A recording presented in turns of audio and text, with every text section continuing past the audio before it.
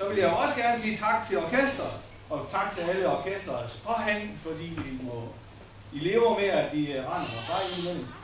Og tak til vores madgruppe, som er ledet af KIS, som har sørget for morgenmad og frokost. Det er KIS, og det er Kirsten, og det er Jelle, og Lene, og det er KIS. Og her er glemt nogen. Hans sagde ja. Som har sørget for vores forplejning.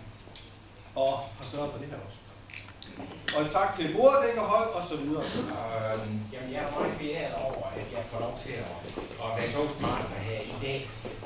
Jeg har i sin tid spillet harmonika i salonorkestret, og det er muligvis årsagen til, at jeg skal stå op og sige noget i stedet for det. Jeg har så tænkt lidt over det. Men ikke desto trods, så synes jeg, at vi skal starte med noget musik. Så skal vi ikke bede orkestret?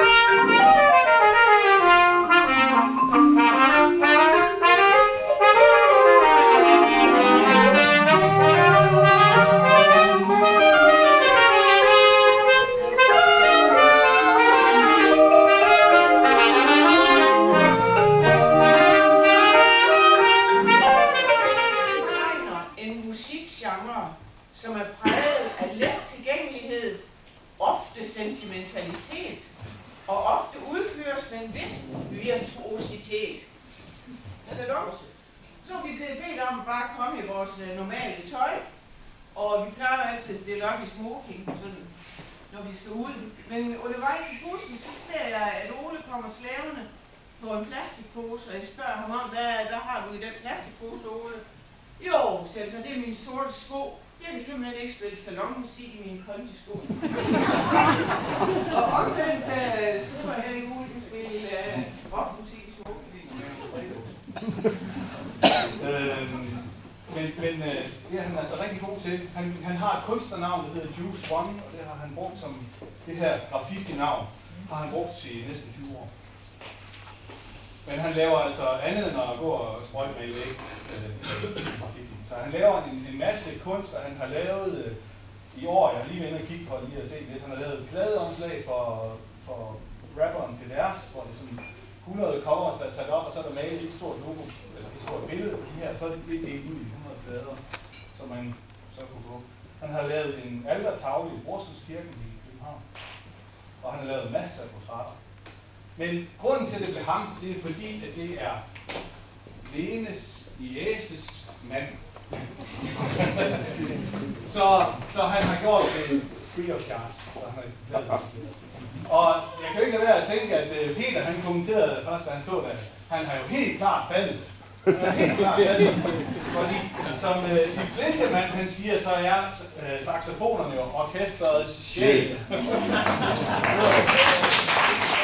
Historien for saxofonerne, fordi ham der opfandt saxofonen i 1814, da blev han født, Adolf Sax. Forud for ham, der var der gået forskellige eksperimenter med instrumenter.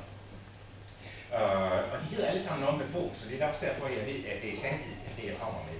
Men det første instrument, man egentlig lavede, der sådan skulle minde lidt om saxofonen, der så kom på et senere tidspunkt, det var et instrument, der hed en katofon. Og det var et stort instrument, der var fyldt med katte, hvor man så havde udvalgt tonen i kattene, sådan om de var høje eller dybe, og så bandt man en snor i halen på dem, og det var så sat ned til sådan nogle tangenter, og når man så trykkede, så sagde det piv, jav og så videre.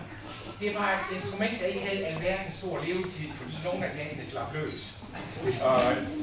I Amerika, hvor de skal gøre den der slags ting meget, meget større og bedre, der opfandt de en grisofon. Og princippet er det samme som en katofon. Man havde sådan et stort stativ med en hulens til grise i, hvor snorene så blev bundet i halerne på de her grise, så hævde man i den, og så sagde de øf. Og det kunne Adolf Sax godt se, det duede ikke rigtigt. Så det blev til saxofon.